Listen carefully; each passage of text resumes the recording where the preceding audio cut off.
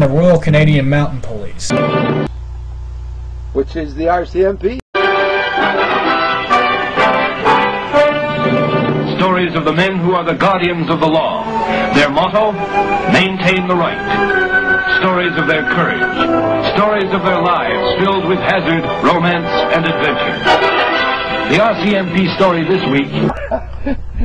They think they understand trolling on the internet. For fuck's sake. You dumb fat little bastard.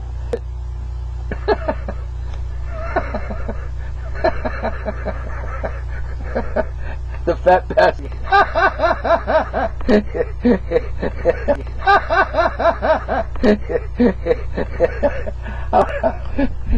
They think they understand trolling on the internet. For fuck's sake. Anyway, you dumb fat little bastard. This is it.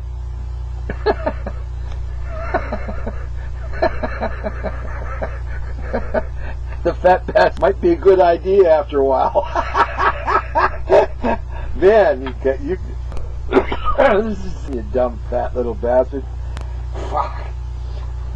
Let's just say you can't fool me. I'm too stupid. I can't, you know. Nighty night, fat little bastard.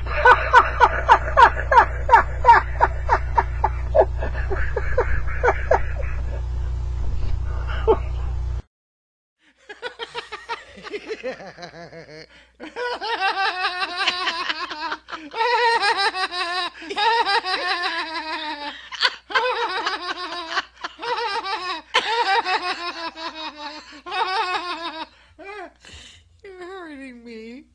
David, Raymond, Amos, welcome to the show tonight. Thank you, sir. Today's folks. Now, David, tell us a little background about who is David Raymond Amos before we get started. Who is Mr. David? Well, David Amos is just a guy, nobody special. My forte is I'm a really good bike mechanic. At one time I was anyway, so much so that the RCMP used to hire me as an expert witness.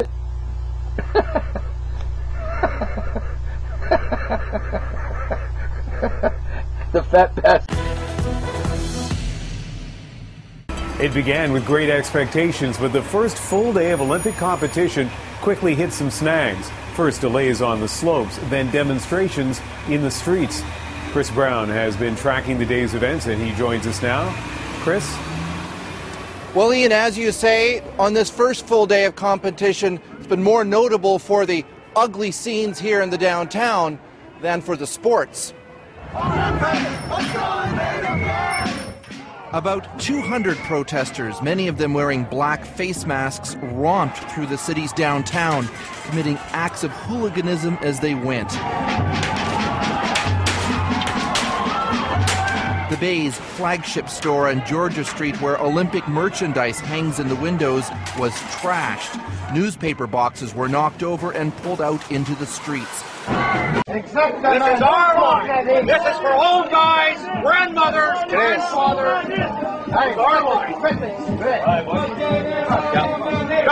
Come on. It's our line. Bugger off to your line.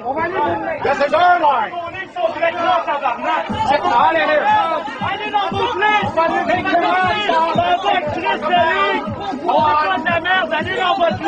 Take your mask off. Hey. Take your mask off. No. Put the rock down, man. Put the rock down. Put the rock down. This is our line. You fucking cops, get out of town.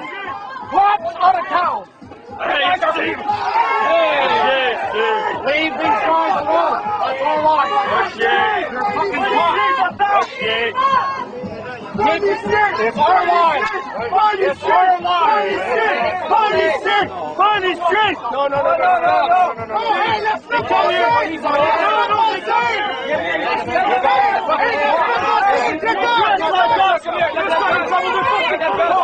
They're trying to fool us. Yeah, we know. They're trying to fool us. They want us to be aggressive with them. They want us to be. You guys never come to let people in problems like this. We all just interrupt. C'est les amateurs provocateurs. Exactement. No. That's our line. That's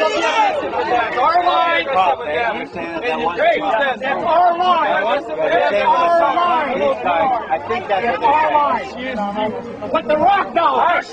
Même la police, ça vous. It was stunning video posted on the internet for all to see, and it came with a charge that police masqueraded as protesters at this week's Montebello summit to incite violence. Tonight, an equally stunning admission from Quebec's provincial police. Susan Bonner reports. These three guys are cops, everybody! Busted. 3 Quebec provincial police officers, identities masked, one carrying a huge rock, Hey, put the rock down! nabbed for infiltrating a peaceful protest at Montebello. The tip-off came from a union leader who noticed riot police standing by despite the obvious weapon. He accused the men of being undercover cops trying to provoke a riot and end the protest. The men were removed but never charged. After 2 days of questions, the Sûreté du Québec issued a news release late today confirming, yes, the men are police officers, but denying they were agents provocateurs, claiming they were sent in to identify and stop trouble. They say the police refused to throw stones, committed no crime, and were there to maintain order and security. There's a serious issue about proper police conduct here. Criminal lawyer Lawrence Greenspan has defended protesters for decades. He says it's time for politicians to act.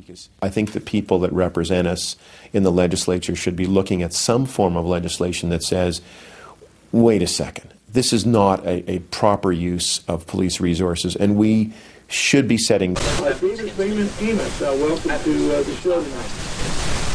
Thank you, sir. Very folks. Now, David, tell us a little background about who is David Raymond Amos before we get started. Who is Mr. David? Well, David Amos is just a guy, nobody special. My forte is I'm a really good bike mechanic. At one time it was anyway, so much so that the RCMP used to hire me as an expert witness. Fuck. Let's just say you can't fool me. I'm too stupid. I can't, you know. Nighty night, fat little bastard.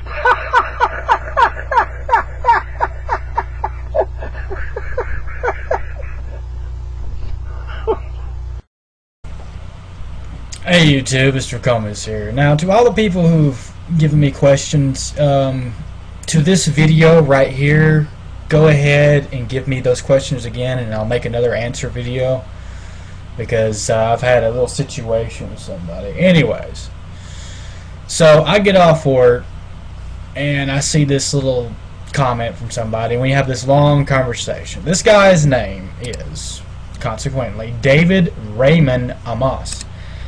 Now, I've never really had a problem with the guy. I didn't even know him, and he was cataloged as a subscriber and a friend, and so another person was like, and so those two people got in an argument, and rightfully I shouldn't have gotten involved, but I just told them, look, both of y'all shut the fuck up, you're crying like babies, you know. Well, bad mistake on my part. I mean, this guy comes out of the woodwork saying, I'm going to sue you or press legal action against you for saying that I'm acting in like an idiot.